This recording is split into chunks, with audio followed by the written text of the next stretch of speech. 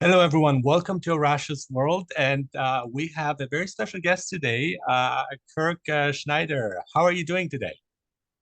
I'm doing well. Thank you, Arash. Great. So my first question is always the toughest one. How would you briefly describe yourself to our audience in any way you see fit? What would you say? That's about as tough a question as I've ever had. I'm a curious, uh, highly interested, and I would say adventurous human being who has a love of life and of humanity, in particular, those close to me, but also as a general sensibility, certainly concerned with the human race, the human direction, struggle, have been for a very long time, and probably goes back to some of my own struggles as a person. But I'm particularly concerned that we're in a race against time right now as a species. And if we don't address the underlying issues, themes that are fueling increasing divisiveness, both within the self and among ourselves as a people, uh, we're gonna we are threatened with extinction, or at least very, very painful times ahead. Yeah. So your book is called Life Enhancing Anxiety and Life Enhancing Anxiety: Key to a Sane World. And so there are already various things that immediately caught my interest when I just read the title. Um, Anxiety, and that's something that we are afraid of. We try to avoid. We try to deal with and manage. And you actually saying a different thing is like, no, let's not do that. And we'll talk about that in Exactly. a moment. And your second part, key to a sane world, and exactly what you're describing here, I look out and it's not sane. Sanity is the one thing that's missing in the world, especially nowadays. And I haven't lived a really long life, but I can say that it's like berserk, just to say the least. So yeah, let's start off with anxiety. And what do you mean by anxiety here? And what's how could it be life enhancing? Mhm. Well, first of all, my main point is that I think that we're uh, skyrocketing with rates of anxiety in our world today, in great part precisely because we're not addressing the underlying deeper anxieties that we should and need to be addressing from the point of birth, actually. And often our caretakers, the culture that we grow up in, uh, are not well equipped to help us address some of these bigger questions, like how do we really want to live our lives? What really matters about our lives? How do we get along with each other? Uh, what really matters to you as an individual? Um, how do we live in the face of death? Now, of course, you can't really bombard a neonate with those questions right away. But my point is uh, the whole importance of being met as soon as we are thrown into the world. And I really see this as the source, the origin of anxiety in connection with Otto Rank. I think that he really captured a lot of this problem with his work on the trauma of birth. Mhm. I would call it the drama of birth because I don't think it's just traumatic. I really believe and have experienced with my own child elements of wonder and discovery in that birth process. But I would say the origin of anxiety is at that crucible where we shift from relative non-being and unity with the all to sudden abrupt being and disunity or pandemonium, and how we're floundering and feeling helpless. I call it helplessness and groundlessness in that moment. And I think that really is the seed of anxiety for many, if not all of us. I mean, we all share that experience, and we don't really address it enough, I think, in common culture as well as our field of psychology. But so my point is that anxiety includes, at its core, certainly includes elements of apprehension, dread, tension, racing heart, sweat, the opening of sweat glands, etc. Just a kind of a fear, basically a fear of the unknown. Mm-hmm. If you want to capsulize what anxiety is, it's fear of the unknown. And that happens again from the beginning. However, I do believe that anxiety is a very many-sided sensibility. And we not only experience, if we can experience the fuller sense of anxiety, we not only experience the arousal of all those, dreadful and terrifying things, and things that have to do with this radical encounter with otherness and with difference. Again, the moment we're born and all the threats that can pose, because we have no equipment to deal with that. But not only experience that, but I think we also experience elements of, hey, this is pretty amazing. look at what I'm seeing. And I remember my son, I presided at his birth. When he first came out, he looked totally befuddled and shaken. But then in a few moments, he started looking around. And it seemed to me that was the point where he was moving into a kind of wonder, a discovery. What is this about? And maybe even a little bit of excitement about that. Mm-hmm. So that's my point. Is I think we really overemphasize the dread and paralyzing aspects of anxiety, and we underemphasize the way anxiety is a signal also of us being at the edge of something, the edge of discovery, the edge of possibility. I love your use of the word awe specifically, yes, because wonder is something that it's just positive things, whereas awe and the word awesome for the longest time when I was learning English too was confusing, because you say awesome, the definition is fearful, but we use it as something good. So that kind of like Taoism, the yin and yang of looking at both sides. And I see everything as a blessing in disguise. So especially and particularly for myself, my anxiety and my suffering, because that has been the biggest factor for growth for me. And so when you're saying that I would say anxiety is a gift that we need to receive, acknowledge, and unwrap, and then look at it and process it. And that is what I find. A lot of people are so scared of anxiety. They're afraid of fear. And that's they're trembling from it, and they don't advance, and they don't reap all the benefits that are entailed in this package here.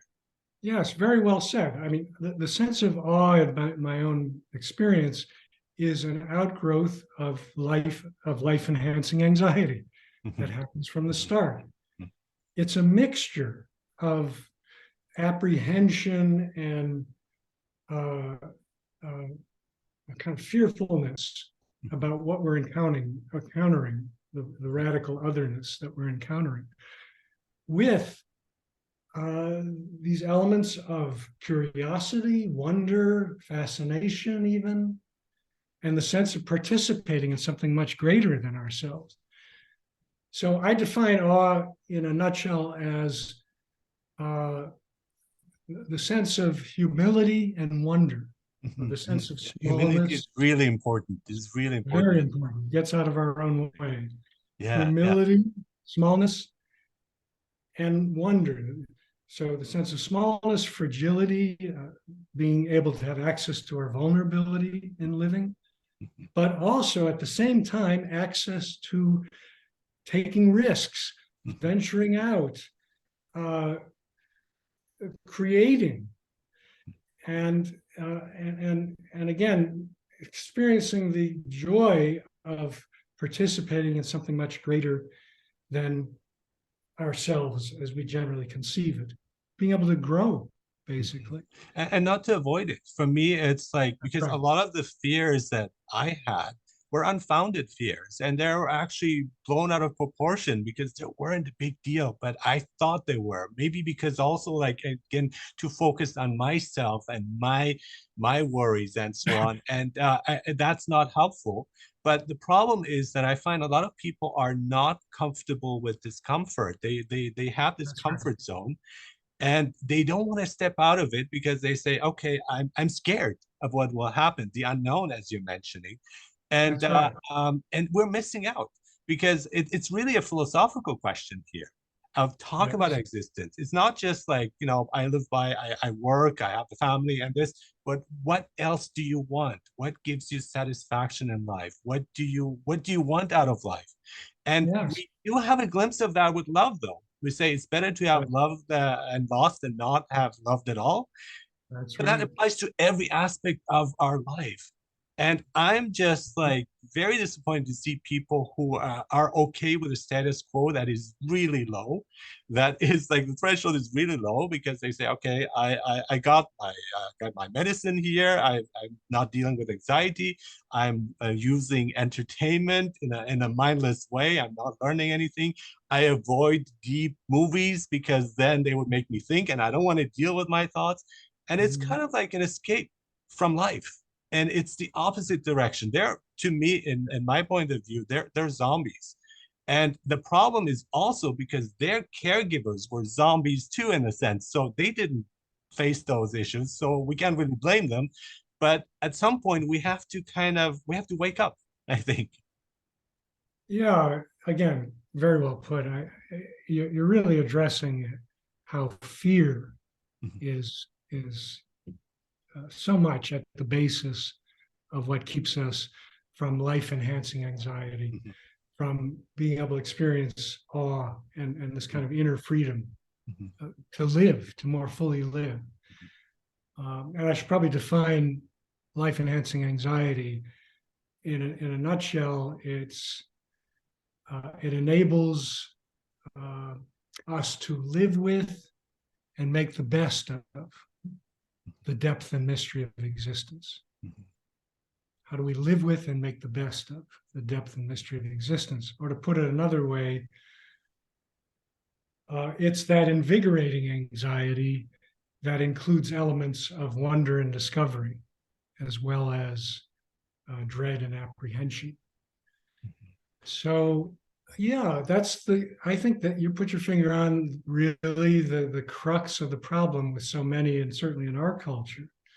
And in many cultures, especially industrialized cultures in the world today, we have so many ways to communicate fear of the fuller experience of our vulnerability in the world and our possibility in the world. And we have ways of covering it over, and a lot of them are technological. Not only, you mentioned, through some of the quick fix medications, maybe videos that we see, But we generally lack patience. We don't take Cell the phones. time, and we want a quick fix, right? And it's gotten worse. I mean, it existed before too, but I think technology, because when I had the internet first, it would take quite some time to load the page. I mean, you can relate to that. And so Yeah. and I'm patient with it, but now I see like my son is like, if it takes like more than 5 seconds, it's like what's going on, and so I That's think right. that mentality we need to change. And one thing I'm strongly against too, I'm worried about, is things like positive thinking, and I never like that, because it's like you're kind of like positive thinking, just focusing on one part and avoiding all the negative stuff, which is the more interesting parts actually, of realizing what's causing it. So just like saying yourself to yourself a mantra, or like mindset, the idea of also you just change your mindset, it doesn't work that way. And my issue with cognitive behavioral therapy is also like you're looking just at the surface. You're trying to change something that's very superficial, but you're not getting to the issues, and it won't solve the problem. It won't bring you the happiness and joy and awe that you're talking about here.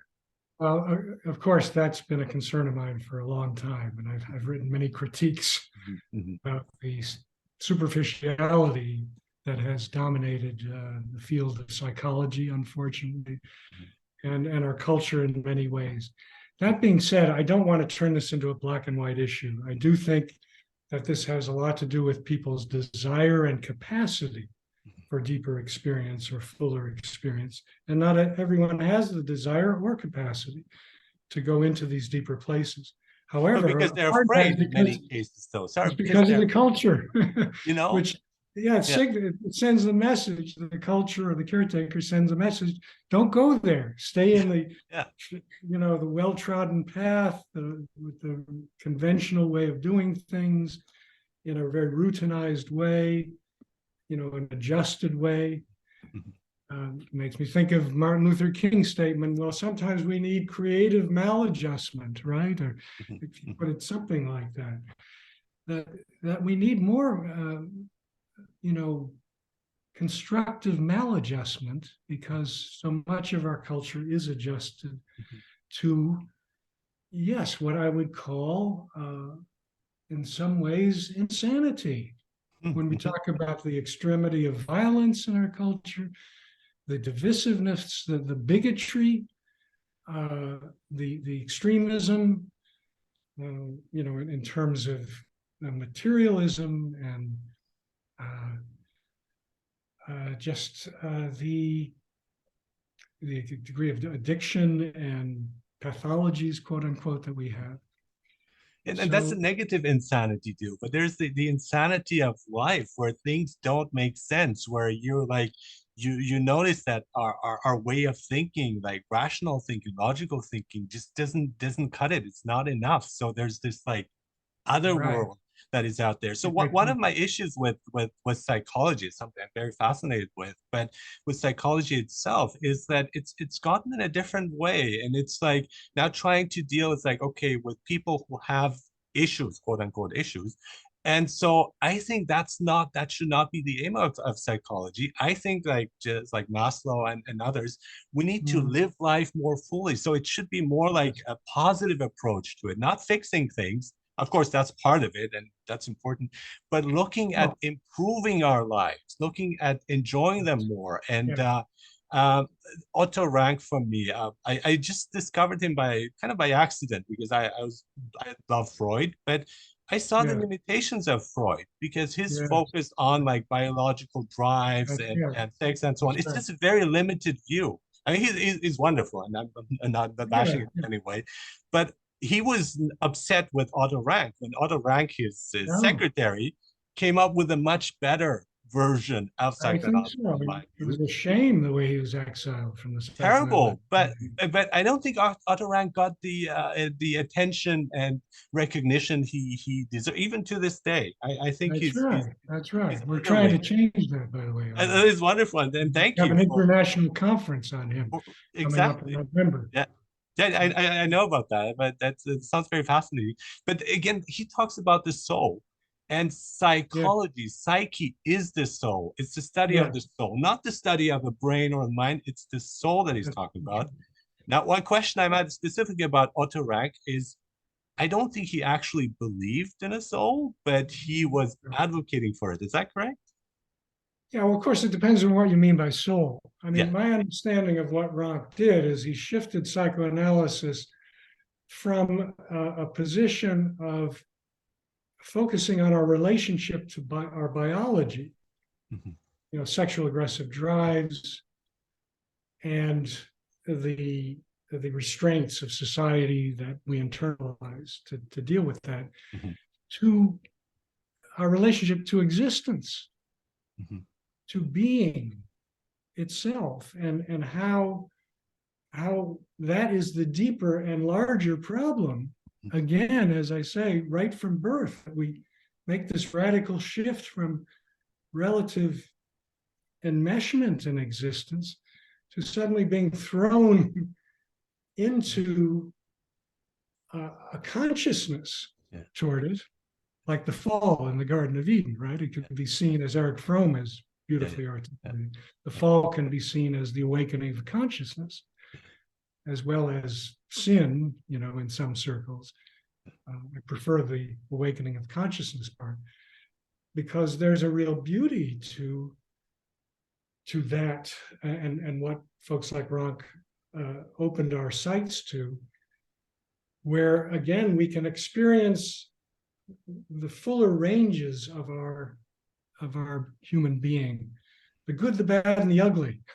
They all need to be there to live a fuller life, meaning we need to have access to our deepest dreads as well as our most dazzling desires, our sorrows, our fears, our outrage, and our again, our capacity for joy and exuberance and creativity, and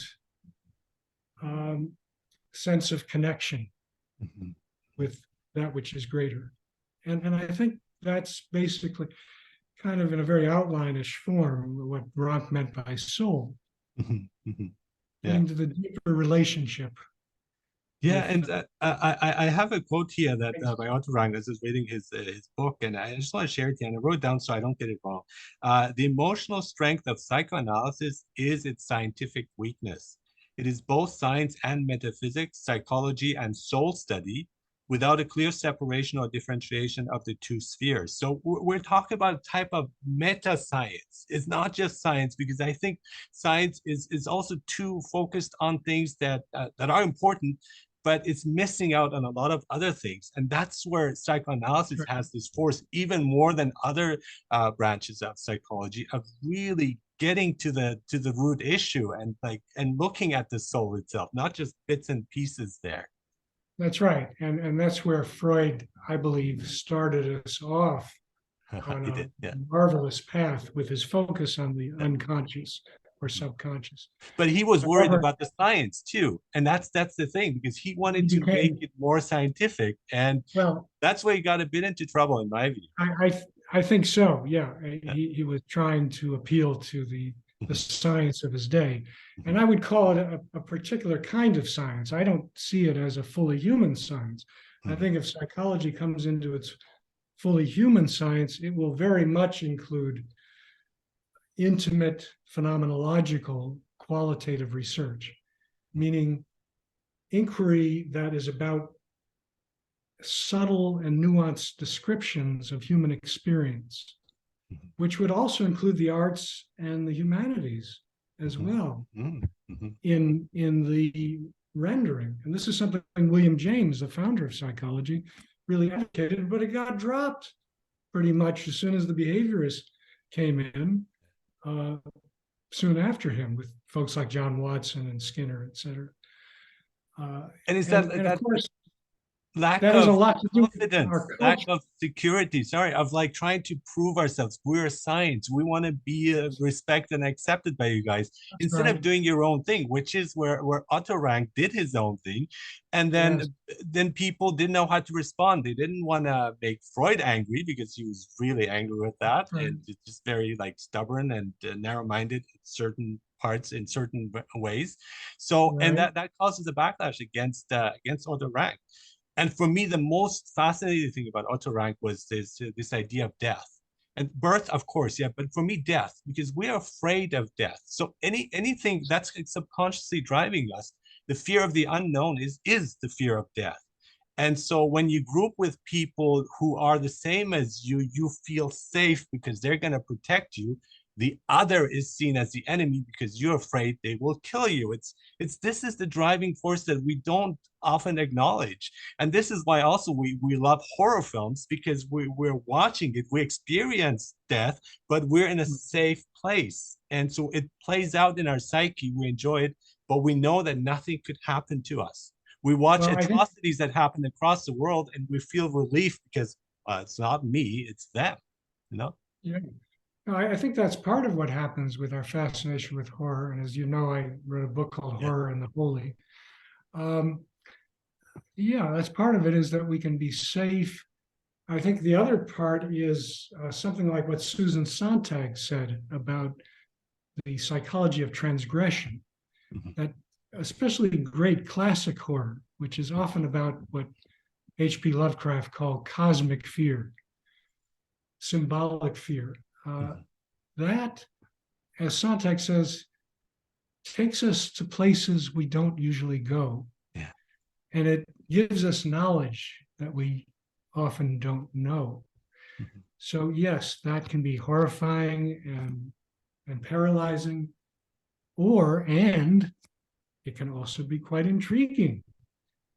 And I think that's part of the appeal of a Frankenstein or Dracula, is they are portraying the extension, the meta perspectives of living, in a sense, Mhm. where we could be going, like Victor Frankenstein extending human life, right? But he's meddling at the edge of what's acceptable and what's tolerable. And you could say that the horror part is that he goes too far with it because he makes a grotesque mess of it. But the wondrous part, the say awesome part, is more in the realm of his inquiry, his radical inquiry, his willingness to take risks, to explore these new possibilities for living a more vital, potentially a more vital life and a more enduring life. Similar with Dracula, he takes us to this very underground world Mhm. where people can communicate non-verbally. Mhm. He can read minds, etc., and operate at the world of extreme subtlety. Well, maybe we can and are moving toward having more of those capacities in our ways of relating to one another. It also brings out the importance of our nonverbal ways of being with each other, not just verbal, which is so important in psychotherapy and in healing, I think, being more embodied in that way. But again, he goes to these grotesque extremes. But someone like Van Helsing, Mhm. who is a scientist who is fascinated by the realm that Dracula dwells in, but not overtaken by it. He can maintain that more or less centered stance, both in the conventional world of scientific inquiry and the world where those boundaries are much murkier and he's much less grounded. So I think he represents more of that life enhancing anxiety because he can move into both realms and bring back the riches of those boundary breaking places in ways that hopefully society can grow from and evolve from. Yeah. You mentioned the horror films, and you mentioned actually movies that I've seen, Last Frontier. And so one of the movie experiences that I told myself after I watched it, I said, I wish I could unwatch. I don't usually have that, but Antichrist was a movie that was very uncomfortable for me. And I love Lars von Trier's work. That one did not sit well with me, and for good reason too. But I was so happy to read your review on it, because it did change some of my perspective of it.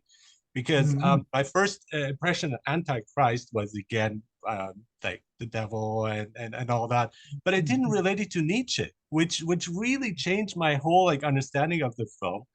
It still doesn't take away the gruesomeness and the violence. I mean, that's still, I wish I could unwatch, but I see the point that is being made there.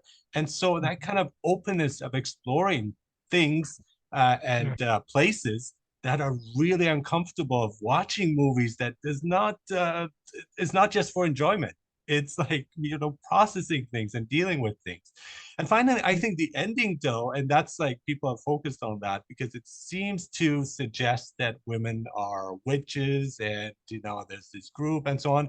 And that was what the critics focused on more, and Right. accused him of misogyny, which is ridiculous, because when you look at his work, his women are the heroes, heroines of his movies. So I just don't understand Well, why people just look at one thing and get it wrong, and then they there's assume it applies to everything. they've got the superficial take on it. That's my Exactly, view. They exactly. Yeah, don't see that that ending yeah. is something like what Goethe brings out in Faust when he Mhm, talks about the women. mhm, It's sort of the female principle that is at play there. And in the ending of Antichrist, mhm, he is walking with a cadre of semi-naked women, right? mhm, mhm, mhm, Through nature. mhm, I mean, of course, these things can be interpreted in many ways, mhm, but I think that provides a counterbalance to just focusing on his wife's identification with witchcraft in the film and in her thesis. Um, I think what the wife was struggling with and what they were as a couple struggling with was something that maybe women are more natively in touch with because they give birth, because perhaps they're closer mhm, to the existential ground mhm, of our being.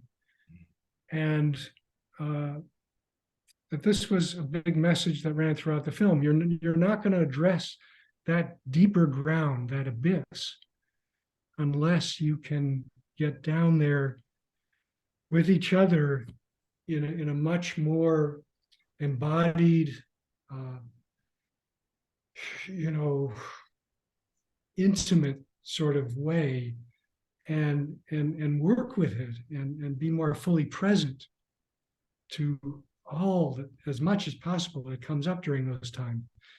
This couple was obviously in tremendous grief, and you can understand that, mhm. having lost a child, right?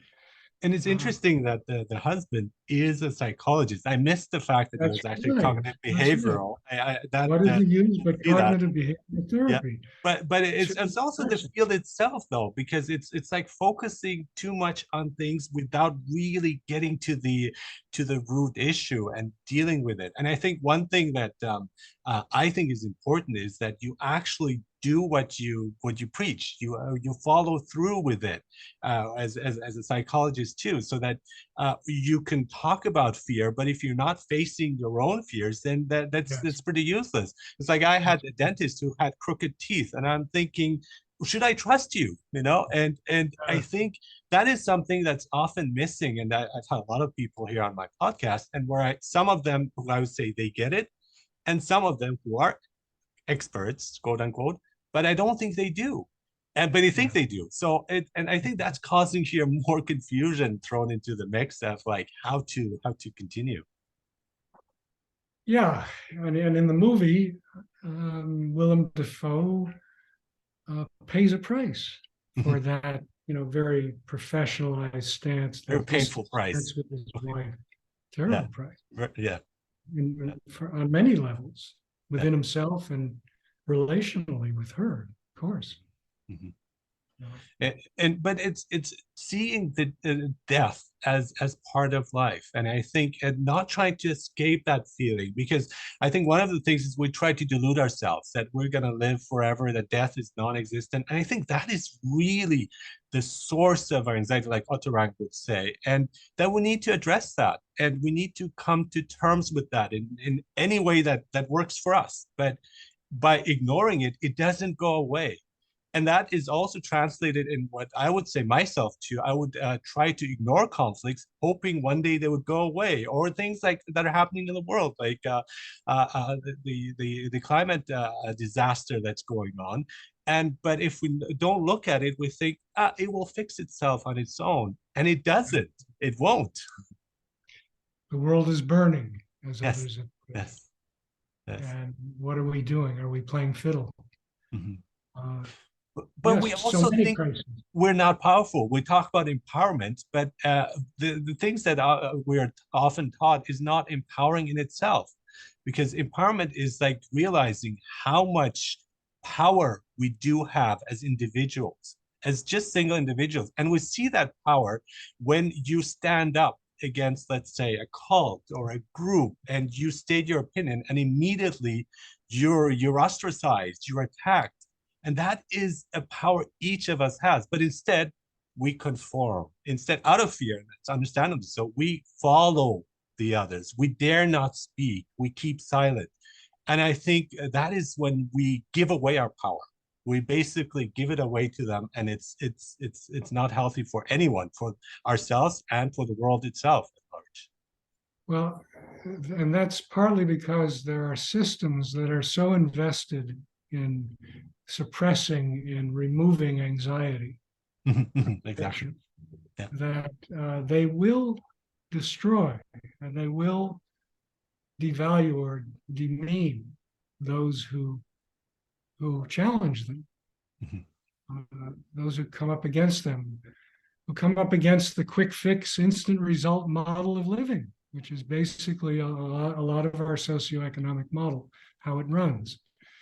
There are tremendous vested interests in that. And Mhm. so I do have an empathy for all of those, all of us who are challenging that system in ways that we can. Um, I mean, I'm also doing my best to try to be in dialogue with that system and to present alternatives, Mhm. through writing, through actual dialogue groups as well. Yeah, Terrence Malick has a great film called Hidden Life. It's about an Austrian farmer. And what I loved about that, because he did not do the Hitler salute. And it got him into serious trouble until like people were like forcing him in the village, like, why are you not doing this? And he said, I just can't. And he stood up. But what impressed me was how afraid the Nazi officers were with that disobedience. And so he's thrown in jail, he's tortured, and the Nazi officer says, "Look, why are you doing this to yourself?" He says, "See, why do you think you're in prison?" And he says, I'm actually not in prison. It's like, I feel free. It's like, but you're in this place. Why are you in this place? He says, I don't know. I don't know why I'm in this place. I shouldn't be here. Right. Yeah, And it's again just a regular farmer who had no say, but it's that interesting. insecurity that surrounds us. So when one person stands up, that is the moment where we can bring about change, and that is so important. But you will be attacked viciously now in a cult or even in a political group, You but have it's to be. really worth it. It's really worth doing that to yourself and for others as well. That's something everyone has to soul search, but I do believe it's worth it, at Yeah, least in the way I'm approaching it. I hope it is. yeah, yeah, Some people give their lives for it. yeah. But again, I think we need to go back to how much this threatens at the level of primal fear, our Mhm. primal fear of helplessness Uran. and Yeah, homelessness. yeah. And when you get to that primal place, it's like being cut from the mothership Mhm. and free floating in outer space. People will do everything they can to avoid that feeling if they have not been more equipped to live in that suspension. Yeah. That's why I talk about the aim of existential depth therapy is to help people find ground within groundlessness. They become, through that process, ideally, radically aware of how we're all living in this suspense and this groundlessness. We're all helpless at a certain level of being. That's just our human flesh and blood condition. However, through the therapy, hopefully people learn to be more present to those vulnerable parts of ourselves, those parts we blocked off, and thereby be more connected with our whole body experience, and thereby be able to experience much wider and deeper ranges of those places where we can find little footholds or grounding, being fully aware that we're in the groundlessness. And that's not a bad thing either, because it signals that we can continue growing and being on that edge of hopefully manageable anxiety, but also with the humility that we can only do so much and be so much and not get in our way. And to have a positive outlook. I mean, I'm against positive thinking, so the thought itself, but having a positive outlook and saying, okay, this is what I'm going through. It happens for a reason. It has a purpose, and it's actually good for me if I dive into it. I like how you're mentioning post-traumatic growth, but that life-enhancing anxiety is much more than that, because it's really expanding you. And if there are certain thoughts, if we never think it, or if we don't feel those feelings, they don't exist for us. But we need to open up. They are there. And once we open up to them, it's like Plato, it's his cave. You come out and you see that sense of awe and wonder, astonishment. But instead, we sit comfortably in our cave and just watch screens and so on, and don't realize there's so much more out there. And actually, that is the true reality of existence that we're just ignoring. And that it's in the everyday. Do you remember the film American Beauty? Yeah, great film. I often think of that scene where that young man invites the daughter, Kevin Spacey's daughter, to his home, the neighbor. And he seems a little eccentric, but he shows her a video of just a plastic bag slowly drifting to the ground, and noting somehow the eloquence of that, or the beauty of that, the way the bag moves, the way the wind catches it, the kind of meditative or contemplative rhythm that one can get into as one observes that scene. Well, I think American Beauty was really all about that. It was about discovering the extraordinary in the ordinary. And being able to take time to pause, again, to develop more presence, to moment experience with ourselves, with others. I think really like pausing that, like the voice in our head, and just kind of like listening. So plastic bag is the least poetic thing you can imagine, but it has poetry within it. But I would take my walks, and for the longest time, I did not hear the birds. I did not see the ducks. And at one point I say, why am I not paying attention? Why am I not looking at this? And what joy I get from it by just like not worrying about what will happen tomorrow or what happened in the past, but presence, being in the present, and really like being open to that. More than meditating, it's not focusing on my breath. I want to just experience everything. And emotions that are coming, negative emotions too, horrifying things, to explore them, to give them space so they can kind of come out, and then they disappear and they won't come back after a while, which is really amazing because it's liberating indeed. And they can open us to new possibilities. But also, like you say, we're often much more terrified in our fantasies of what's going to happen than what actually happens. And we see that over and over again in psychotherapy. And also, I've certainly witnessed it in my own life. That being said, I do want to stress that I don't believe one can I think it's very difficult for one to be in awe every moment. I don't And think it's recommended, actually. I don't recommend it. no, I don't recommend that. And I think it's just a reality that, if somebody's about to punch you in the mouth, it's very hard to be in the state of awe at that moment, to pause, to be fully present. But we're usually not, and hopefully won't be, under imminent threat and imminent danger. But to know it's there. I mean, you don't have to live every moment of that, but to know it's there. And if things get troubling and difficult, you say, "Oh, I still got that awe. I still got that. I can always go back to it." So it's Oh, there, that's right. and that gives us comfort and solace to go through the tough times, and Yes. not to avoid it. I mean, I think like it's suffering is really a great opportunity to connect with things that we didn't connect before. Otherwise, we're stagnant. And one of the things I don't like is actually perfectionism, because I think, well, why do you want to be perfect? It sounds like the most bland and boring thing, because there's no change, no growth. You're just stuck. And to me, it's that evolving thing. So, oh, this is a new lesson. This is a new experience. This is a new thing that I'm going to try out, and to be open to that instead of immediately shutting down. Yeah, yeah, yeah. Yeah, no, that I think of awe as an ever-flowing fount, an ever-flowing Yeah, well. I like that. I like that. It's something that we can dip into. Yeah. I know it's more and more difficult as you live with greater suffering, but there are examples who have really set the bar on this. I mean, I'm thinking of Viktor Frankl in the death camps, the Nazi death camps, how he was able to use his inner freedom to visualize the smile of his wife among the excrement and the barbarity that was all around him. But he was able to take some moments to really feel that, to fully experience that connection with his wife and memories, maybe at a picnic or with the sunshine. And that is always with us. That is always with us. We just have to tap into it. It's always there. We just have to tap into it. And Stephen Hawking, I mean, with ALS, one of the most disabling diseases.